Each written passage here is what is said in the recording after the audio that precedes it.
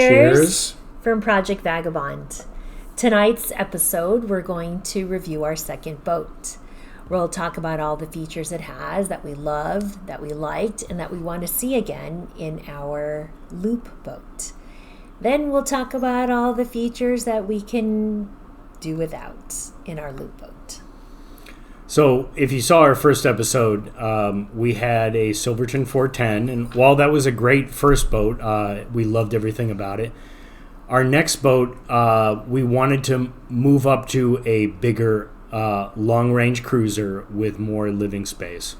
And that led us to the Carver 570. Mm-hmm. And from the name, you can infer that the Carver 570 is almost a 60-foot boat. I think it was 59 and a half. And with that kind of a 60-foot boat come a lot of challenges and a lot of advantages. And so we're going to go through all of that tonight on this episode. So here we go. Right, here's a photo of the boat in the San Diego Bay. You can get a sense for how large it is. It's a 59, almost 60-foot boat from tip to stern. Mm-hmm. This is the flybridge, and I got to say, the flybridge is pretty nice. It's seating for at least probably 7-8 people. We had people up here all the time for get-togethers, even large parties. The upstairs flybridge was very popular. And then this is the only place that I actually captain the boat, is up here, because the visibility is much, much better at the upper helm. And you can see here on the starboard side, I think one of the best things about the flybridge was this grill area here on the right side, where you can see this the sink here. We spent many hours here grilling and having friends over, and the space up here is actually larger than this picture gives you a sense for. Right. So this is the salon when you come in from the cockpit on the back. It's a very big salon. You can see there's a lot of seating. You have a sectional to the right, can house a couple of people. Then you have the couch to the left. The couch pulls out to a sleeper, which is great. And then you have a couple of seats at the bar, and you have a pretty big galley. A lot of space, a lot of cupboards, a lot of storage. The reason why the salon is a little bit bigger than normal salons is because Carver actually pushed out the walls of the yacht to make it about 1 or 2 feet wider. And they did that to make the salon bigger with a little bit of a sacrifice to the side rails. And we're going to talk about that later on in the review. Yeah. The great thing about the salon, like you just said, is the space and the amount of people that can fit. In fact, during Christmas, we had a small Christmas tree in here, and we had some great parties. So the space itself was really great. The galley being midship isn't the best. If you saw our Silverton review, you would see that, we loved the fact that when you're in the galley and we're underway, you can be in the galley and you can, look out and see ahead. Here you can't, as we've got all of the extra cabinet space and all of the space in this, in the salon and in the galley. So this is the lower helm, and the picture looks very, very impressive, right? So you think about, like, you're underway, it's a stormy, rainy day, and you're cruising on the inside of your yacht with the lower helm that looks like this. I got to tell you, I was like fantasizing about sitting at this helm when I bought the yacht, but I almost never used it. The visibility is kind of not great out of those windows, and you can kind of see it in this picture. A lot of the windows are very kind of chunked, and there's a lot of like metal and supports in the way. So I almost never use the lower helm, even though this picture looks great. The controls were great, the seat was great, but the visibility was not great. So pluses and minuses. I would say even so the visibility forward, right? But also you didn't really have great sight lines from this view as well. So from the previous picture you saw the galley. So this is right forward from the galley. And yeah, it's very comfortable here to sit on those seats, but it wasn't very practical. And so you'll see these steps here just at the bottom of the screen that'll go up to the upper helm, and then down on the bottom right hand side there that will go below deck. Mm-hmm.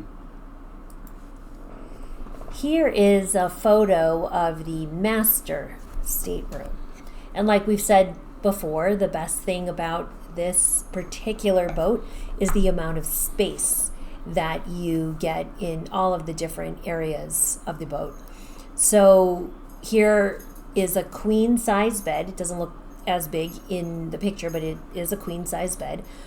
And to the right here underneath the map of the world is space to fit a washer dryer, and it's outfitted for washer dryer if you want to put that in there. We used it as storage space. And you can see all of the cabinets, and it's fantastic. There's so much space in here. I don't even think we used all of it. No. For all of the things that we have. The great thing here as well, if you ever have a smaller boat, is the ability for both of us to get out of the bed on our sides of the bed. Sometimes in other boats, just the way that the staterooms are configured, may not have as much maneuverability, but here you do, and we can stand up. It's a pretty tall space as well, pretty wide space as well.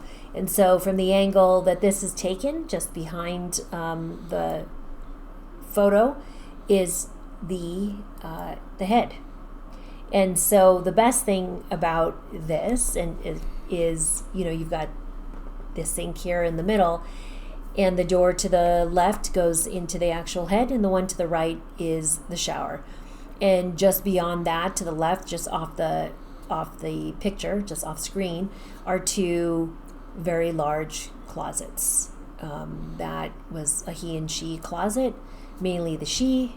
And then there's, Kian used all of the drawers to house a lot of his clothes and, his daily. We put like appliances in there, like vacuums and winter clothes and stuff. It's a pretty big cedar closet. We don't have it in the picture here, but there was a lot of storage space in the master bedroom for sure. Yeah. Okay, so this is entering in from the cockpit, and you can see from the earlier pictures, it's a very big salon. And over in the salon area, there's a full oven. There's a 3-burner stove. There's a vent above the stove, which is kind of funny because that takes a lot of duct work. There's a microwave that also doubles as a convection oven. There's a garbage disposal and garbage compactor. And then there is a fridge, and then there's a wine fridge on the opposite side.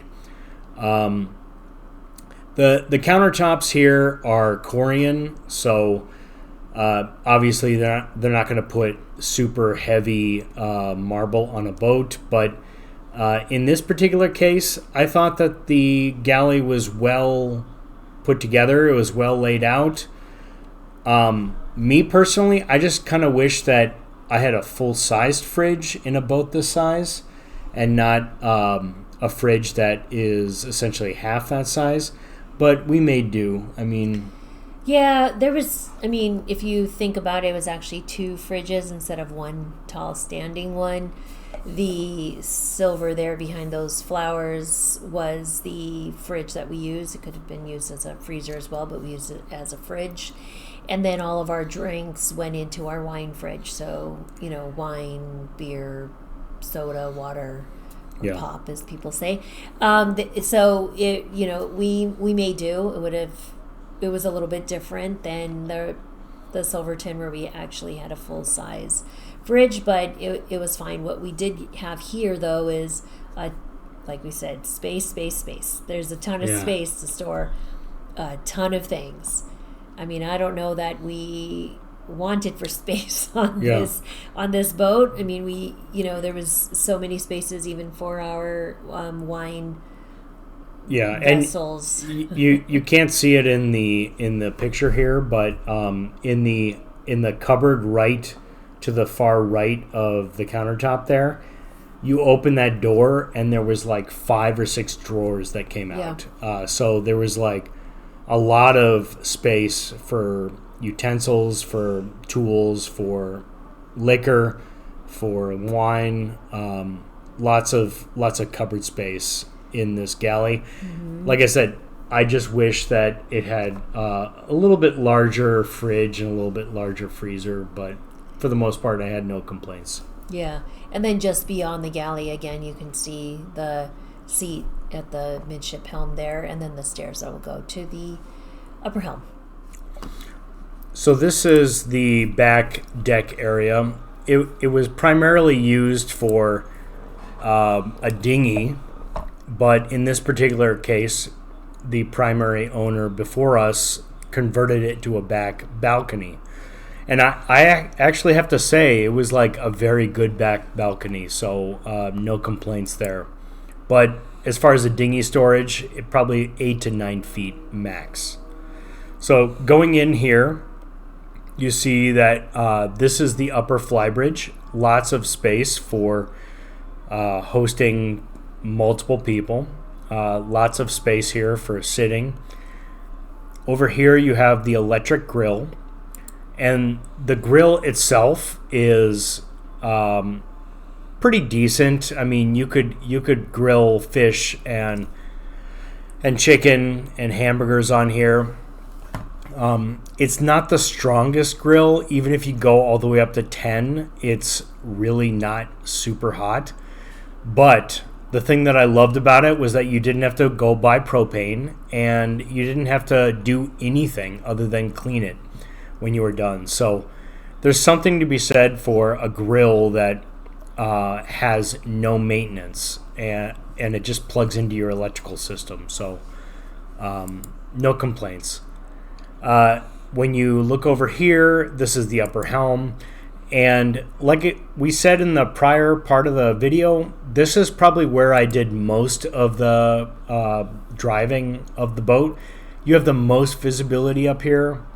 You have probably the most visibility, and going downstairs here, the lower helm, not nearly as much. So between the two, I definitely preferred the upper helm. So this is the engine room. That's the generator. This is when we bought the boat in this condition. These engines here are Volvo Pentas. I want to say that they're maybe $450 a piece. I'm not sure. But one of the things that we were generally unhappy with was how underpowered the boat was. I have to say it was like, I liked the engine room. I thought the engine room was a pretty good engine room, but the engines were underpowered for a 60-foot boat. And I would, if I could correct you, say that it was one of the most negative things about this boat. Yeah. We were trying to dock this boat in how many knot winds? At least 15. Every time we came in, and we were in a dock where we shared the dock with another with a sailboat, and there were just times where this boat would not turn as you would expect it to. It was just absolutely one of those situations where kind of regret having such an underpowered boat, or underpowered engines for the size of the boat.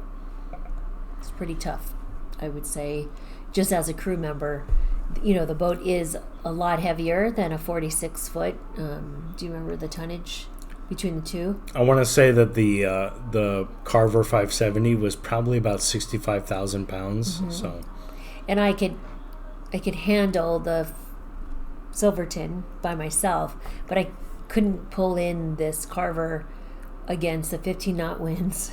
Yeah. And the size of the boat, it was everything about it was very difficult to maneuver as the crew. So the cons are more practical things that you run into in the everyday running of the boat. So my biggest con as a captain was that the engines were underpowered.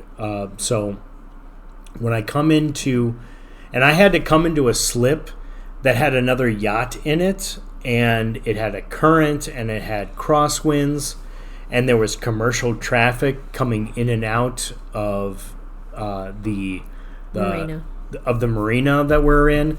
So like every single thing possible to make it more complicated to dock the boat was in place. And when I brought this 60-foot boat in, it kind of felt like I was threading the needle amongst other needles. And part of me felt like we didn't really have a way to actually center the boat when you're bringing it in.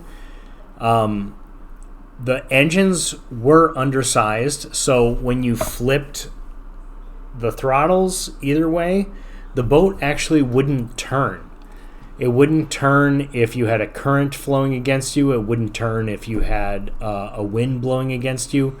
You actually had to give it a little bit of gas when you were docking the boat, which is like a big no-no.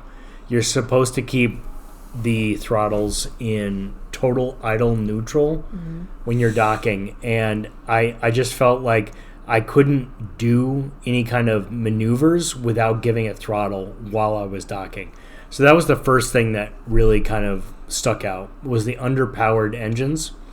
The second thing was that it only had a bow thruster, and it didn't have a stern thruster. Usually not a big deal, but this is a 60-foot boat, and it weighs 65,000 pounds. So if you do not have a stern thruster and you're fighting the current and you're fighting the cross knot winds, it really is an adventure trying to dock. So I would advise, if you do buy a Voyager, that you at least get one with a stern thruster, because it's such a big, heavy boat that you need some sort of a way to like change direction on the fly. I would say for me, it was all the safety features. Like it's a little impractical, this boat, for us, I would say. We talked about the railings, so I'm the only one crewing the boat. I mean, we could get the kids to help, but, they're not always going to be with us. So if it's just the two of us and I'm the one crewing the boat, we talked about the railings being a little bit too low. I'm under 5'5", so if I feel like the railings are low, I don't know how you would feel with the railings really low. I don't like the stairs that go up to the upper helm. The only way to get from the bow to the stern is to go into the cabin. Yeah. So you have to go from the bow, you come into the cabin right there where you saw the midship helm, then out to the stern. And then if you have to go up to the upper helm, come back into the cabin, then up the stairs. Like you cannot traverse the length of the boat quickly. And so as crew, it's very difficult for me to, come in and out of the boat, to get bow, stern, drop the fenders, bring up the anchor. It's just there's a ton of things to do. So the best way to do that would be to have multiple people on board to help crew. But to me, it's a con. It's a con for the boat. You could say it's the size as well, and you would always need additional folks. But I would think with better practical improvements, the two of us could make this happen pretty easily. So besides those cons, there is one more con that I would say, and It is a maintenance issue. And so if you own a boat, you probably know that you have to get it cleaned, you have to get it like waxed, you need compound applied to the hull. Otherwise, like, the sun will just start beating on it and eating away at your hull. So every 6 months, every 9 months or so, you need someone to come out and apply like cleaning and compound wax to protect your hull. And I found out from our boat hull cleaning company that Carver's had the hardest hull shell of all the major yacht makers. And because it is the hardest shell, the hardest hull, they had to apply more coats of epoxy and of wax, and they had to do more labor in that it was really expensive when you do a 6 month, 9 month hull waxing, cleaning, epoxy type of application. Way more expensive than prior boats we had owned. So I didn't know that before I bought the boat. I know it now. And I probably wouldn't buy a Carver again just based on those things alone. There are some great things with the Carver. There are some great advantages in living space. But when it comes to driving it and when it comes to maintenance, it's not super. There's some complications there. So,